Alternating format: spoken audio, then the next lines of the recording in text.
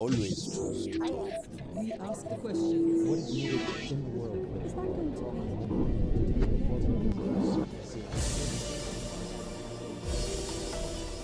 Dr. Macdonald, hello and welcome to the Al Jazeera Balkans channel. Thank you so much for taking time to speak to us.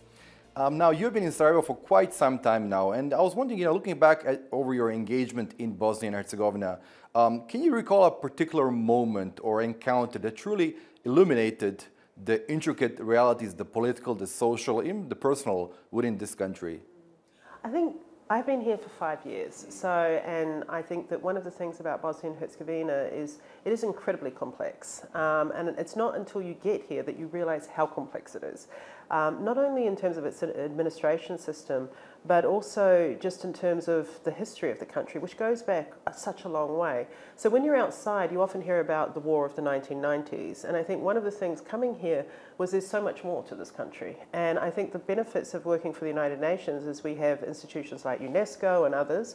So I went on a tour around the country, and then I got really to understand that the Mostar Bridge wasn't just about the bombing of the bridge and the reconstruction. There was so much more history there in terms of uniting communities and uniting the region and even uniting the world. And I think this is something that's not always as understood about Bosnia and Herzegovina, and it takes time to really talk to people before they open up and they really talk about more than just what happened in the war.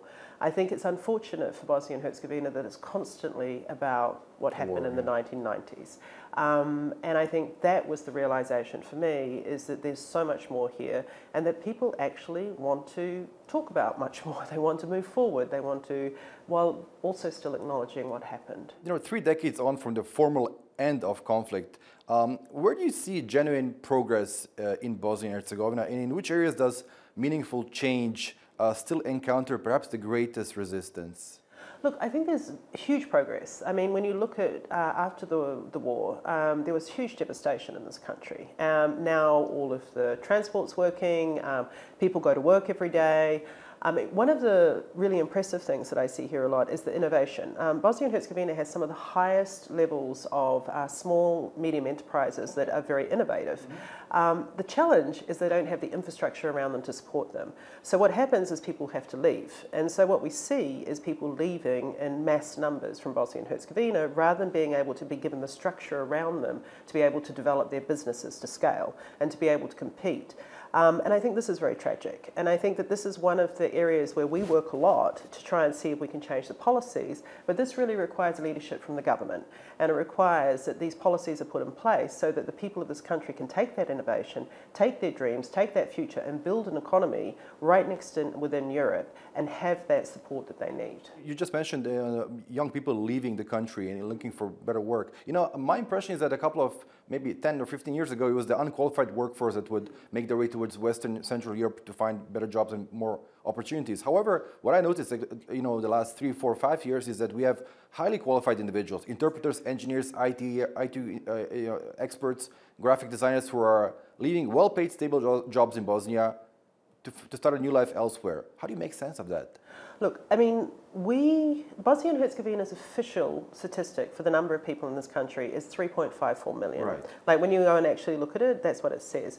Through our estimates, we know that it's probably around 2.5 to 2.7 million that's actually in the country. And that's going down every single year. And what we've also seen is it's a lot the middle class, just as you said. It's people who are educated, who have good jobs, who can have a very good life here. Yeah. But they can also have a very good life in other places and also have a good education system and have a good health system and have things working. They can also not have the hate speech and the other types of very dysfunctional sort of political rhetoric that constantly dominates the media here and constantly dominates their life. On a daily basis, I mean. Exactly. And so then they seek to go other places. I mean, people get good jobs overseas. I mean, take your nurses. I mean, your universities are actually putting out very highly qualified nurses, and very few of them stay here. They can go to Germany or other countries and get very good jobs, and so they make that choice for their future. So I think the challenge for Bosnia and Herzegovina is how to actually make sure that there's a society here that supports people staying here, not only in terms of having the jobs and being able to, have their families and have a good education system and everything, but also to have a place where they're not always constantly bombarded with negativity. Nobody wants to be in that environment. I mean, from your perspective, what is the most profound lesson Bosnia and Herzegovina, Bosnia's journey teaches us about the challenges and possibilities of conflict resolution and reconciliation?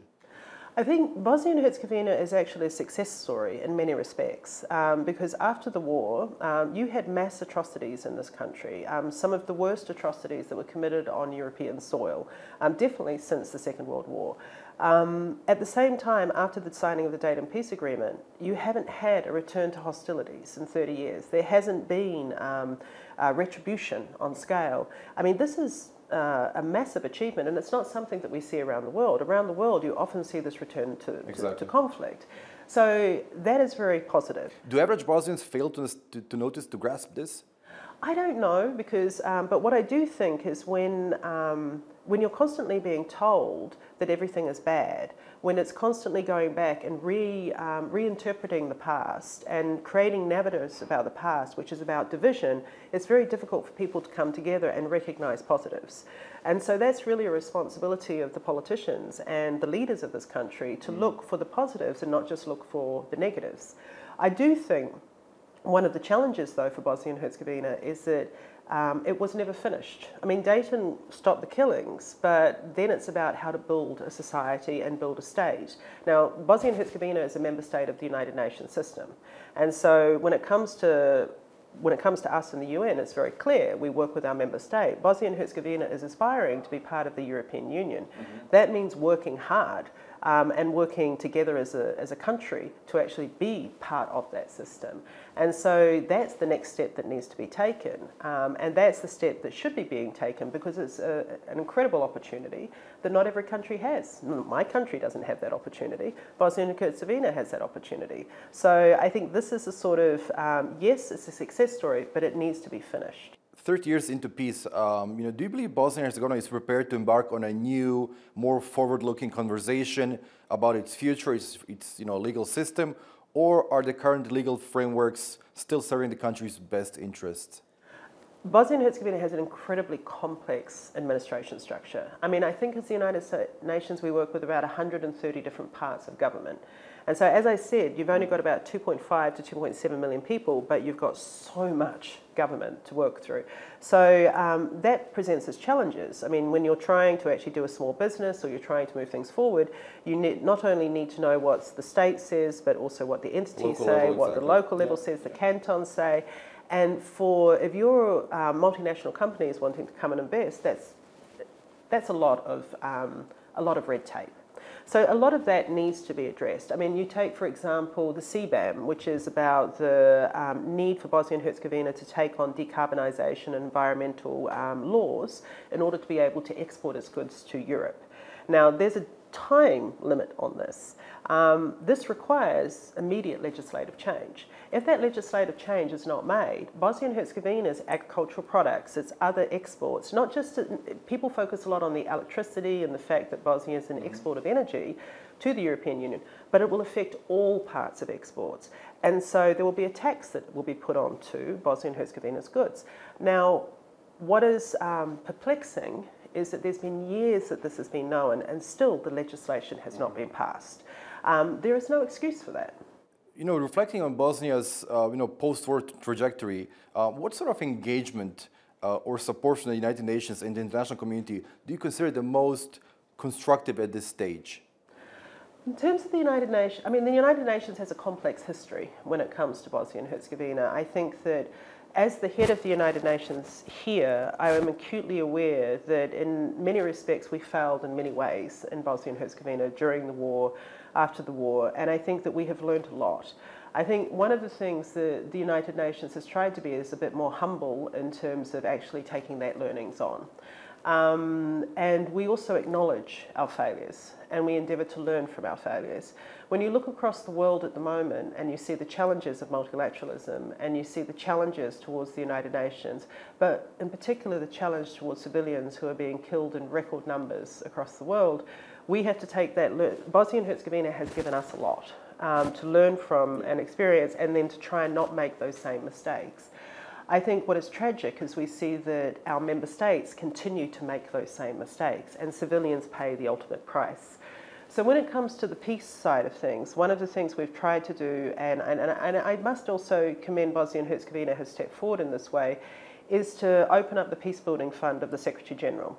Now, the Secretary General at the global level has this mechanism, which is his Peace Building Fund, and Bosnia and Herzegovina is now one of only 21 countries, globally that has this access. What it means is that we're now heavily investing in women, peace and security, youth, peace and security, which is critical, transitional justice, which never really moved forward in Bosnia. There was a lot of justice at the global level, there were big prosecutions, but the day-to-day justice of people in their communities was something that was often left to communities to address. And so there's still a lot of pain. There's still a lot that needs to be worked through. 30 years on? 30 years on. 30 years is not a long time for that. My own country in Australia, there was the Aboriginal people, the first people. There was a lot of atrocities that happened to them. There was actually a case that was taken in Australia around genocide. The only reason that what happened to the Aboriginal people in Australia was not declared genocide was because the Genocide Convention of 1948 didn't exist at that time. And so that didn't move through, but it doesn't mean that the action didn't affect the people. It took my country 100 years to really acknowledge that and to put forward an apology. And it's still controversial. This takes generations often. And I think this is why it's important that we invest now and continue to invest in this. The other area that is really important is that on the women, peace and security side, we see that we can learn a lot and the world can learn a lot in terms of what the women of Bosnia and Herzegovina actually achieved and have done and continue to achieve. And so we're very keen to work with the women of Bosnia and Herzegovina, to work with the institutions to take forward this learning to the world. Now let's talk a bit about the WPS agenda. So in your experience, where has the Women, Peace and Security agenda delivered tangible results for women in Bosnia and Herzegovina? In which areas do aspirations still outpace reality? So Bosnia and Herzegovina was actually the 5th country in the world that actually put in place a national action plan for women, peace and security. It was the first country in the Western Balkans to do this. And so Bosnia and Herzegovina has been a leader in terms of taking on the women, peace and security agenda. You don't hear much about that, but I think it is something to be celebrated and acknowledged. The issue is implementation. One thing is to come up with an action plan, the other thing is to put it into reality. Okay. Unfortunately, at all levels, Bosnia and Herzegovina is regressing when it comes to gender equality, not only in terms of the legislation that has been passed in the Republika Srpska and also in terms of the pushbacks that we see, which are not only to do with Bosnia and Herzegovina, but are also globally. But also in terms of women in the workforce, we see that you only have about 34% formally of women who are actually registered working in the workforce here.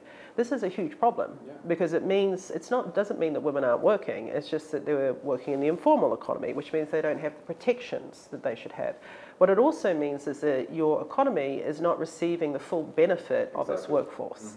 And that these women are very vulnerable. Women's political participation has gone down. So we see less women actually in parliamentary positions than what we had before. And actually Bosnia and Herzegovina is falling behind the region.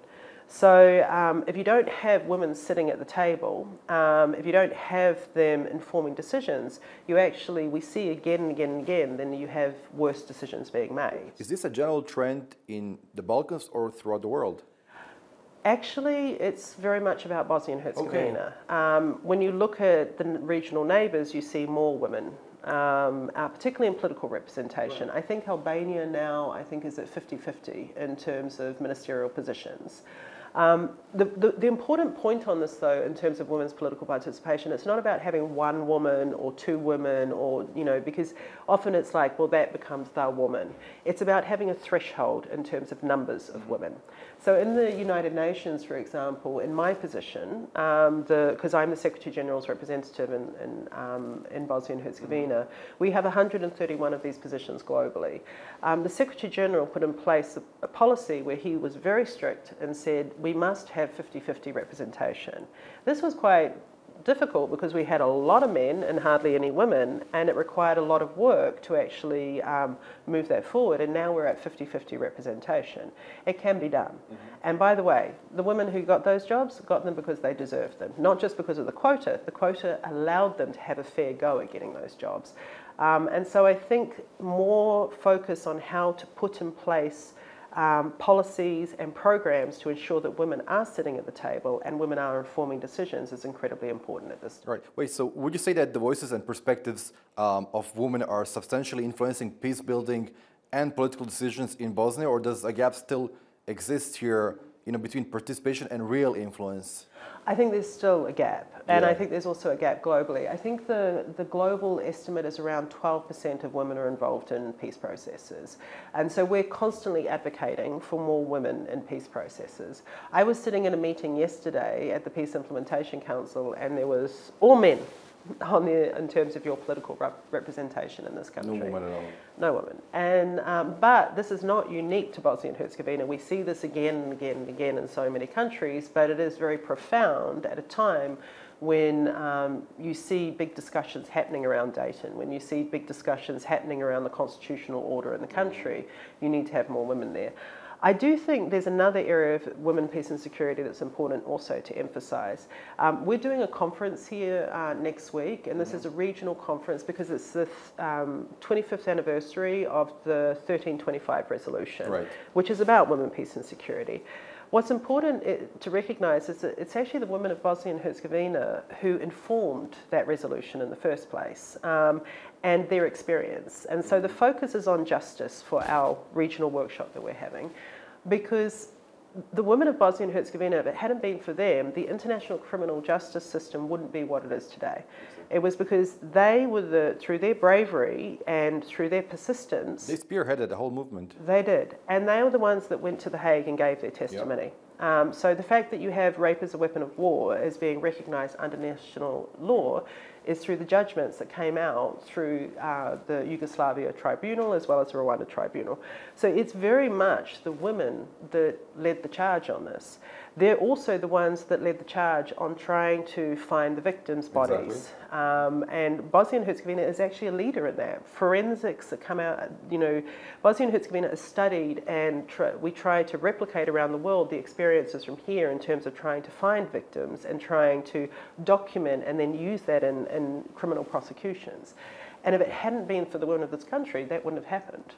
So speaking about women's rights, are there examples of effective strategies that have been employed throughout the developing world, which can also be replicated in Bosnia to ensure a greater presence of women in decision-making bodies?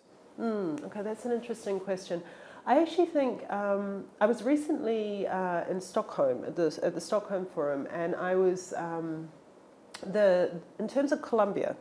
There was a very interesting process that was in Colombia in terms of reparations and victims' rights, and it was actually led by the government of Colombia. And this is very difficult because actually there was a point where you had the police and the security apparatus who were involved in disappearances, and so there were systematic disappearances of young men primarily, and their mothers actually were the ones that led the advocacy with the government to say, because they wanted their sons not to be labelled as criminals. They didn't want them to be labelled as terrorists, as they were sometimes called, or as insurgents in these sorts of areas. And it was actually the government internally by certain individuals in the government who took this and said, no, we have to do what's right in terms of justice. And so a whole process was put in place. It took a long time. It took 12, 15 years for this to move forward. But eventually the government actually put in place a victims' rights law and then also reparations, which actually recognised, one, that their sons were not criminals, which is incredibly important. And we forget how important it is to acknowledge. And the other was looking at reparations in terms of the loss that had happened. And I think that was, again, women driving that, but it was because the government was also prepared to have them at the table to finding their solution. Now, it's not a perfect example. There are many elements to it, but I think it was quite interesting to hear from the government individuals themselves about how they had led this process, including one of the police one of the main police commanders who was actually responsible for this, and him talking about his own role in terms of this. I do think when it comes, actually Bosnia and Herzegovina actually has a lot to give to the world, not just to, I think that here you have some amazing women's rights NGOs and women's rights victims associations. Right. Now, as we move towards the end of our interview, let me ask you two more questions. So with 30 years of peace and significant progress on the WPS agenda, do you sense signs of durable hope for the next generation of Bosnians, or do you still see uncertainties persisting in this country? I think there's definitely hope, but there's also uncertainties. And 30 years after, as I said before, I mean, It's a pretty short time, yeah. Yeah, it's a very short time. But at the moment, unfortunately, the country is regressing in many different areas. You see these fights about Dayton, you see fights around interpretation, and you see this constant bickering in terms of the political side. I mean, for example, you take the EU process. I remember in March last year when the council said, yes, Bosnia and Herzegovina, you can stay, you know, it opened up the possibilities. Everyone was hopeful, no matter where they were. The country had been waiting such a long time for that. And then we see very little has moved forward since then. So I think here the responsibility really sits into, we're only talking about 2 laws and, you know, picking one person who can be a negotiator or a system of that. So there is that element, and I think that for peace, you also need to move forward with development. The reforms of the EU will help in terms of all of the areas of development. They will help in terms of agriculture, in terms of business. They will help people in their everydays. It's not just some process that happens in Brussels. These will change in terms of people's lives. When it comes to peace, this has been the missing factor. There's a difference between status quo, stability, and peace. Bosnia and Herzegovina has been in status quo for a long time. To actually have legitimate peace, it needs to be worked on every single day. And that's why the United Nations has really focused on putting a larger investment in terms of Bosnia and Herzegovina in this area, because the unresolved pain of the past, the fact that you have competing narratives about what happened in the past, the fact that there is a lack of discussion or dialogue in terms of the past. Rather, what you have is people talking past each other. At the local level, we see people moving forward. We see that they're trying to engage and work with each other with social cohesion. At the national level, it's in gridlock. And so you can't just have the local level moving forward and the national level stopped. You need both of them to be moving forward.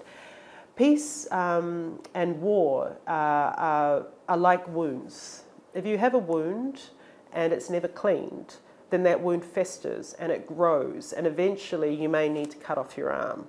And so what we're trying to help is to actually help people have the conversations and find their path moving forward that they need to move forward, which is incredibly important. Right. And finally, you know, in the eyes of the young generation of Bosnians and Herzegovinians, what does the United Nations represent today? Is it a source of hope? Is it, you know, a tangible opportunity, or perhaps some unexpected expectations unmet? I mean, in terms of the United Nations is a complex structure. I mean, there's about 77 different parts of the United Nations. I mean, the fact that airplanes fly across here is because there's a part of the United Nations that's worked that. The space, there's a United Nations part that worked that. But what most people see in terms of the United Nations is our development activity here, or they see what happens in the Security Council. Now, the Security Council and all of that is really about member states. In terms of the United Nations, we are the civil part that works on that.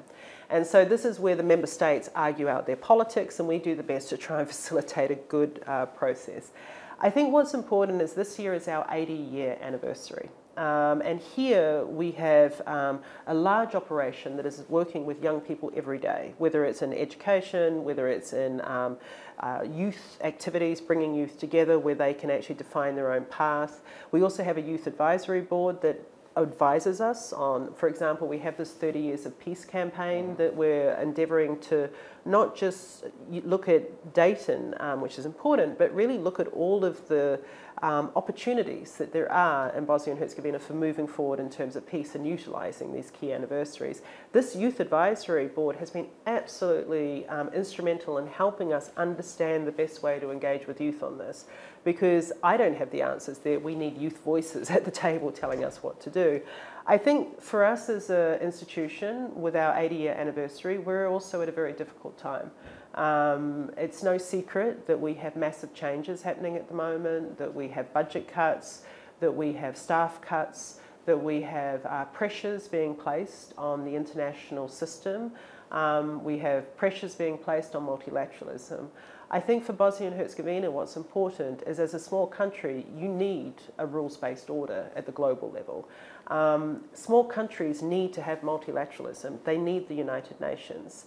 And I think people should always remember that when it comes to the Charter of the United Nations, as hard as we the peoples.